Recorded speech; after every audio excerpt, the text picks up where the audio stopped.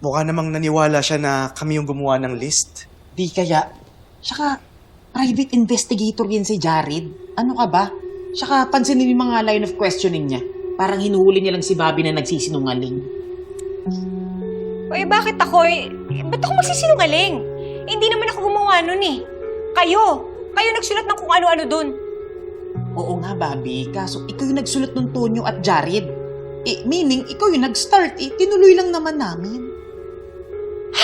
Nakakainis kayong dalawa. Kahit kailan hindi na ako makikinig sa inyo. Nakinig ka kasi confused yung heart mo, Bobby. Kung si Jared pa rin ba o si Tonyo pa rin. Pero aminin mo sa loob-loob mo si Tonyo, di ba? Oh, di ba? Tahimik si bakla. Hindi, no? Basta. Hindi na ako makikinig sa inyong dalawa. Sa universe na lang ako makikinig sa sign ng universe. Mas mabuti pa nga humingi ka ng sign sa universe. Go. Bakit ito nagkakaganito? Oo, ngayon na talagang hihingi ako. Para matigil na kayong dalawa. Okay. Universe, please, bigyan mo na ako ng sign ngayon na, please.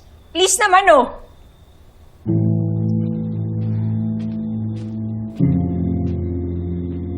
Bobby?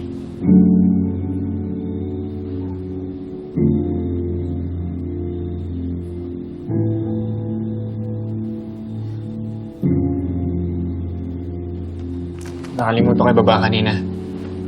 Binili ko rin kasi yan. Ano to? Buko pa eh.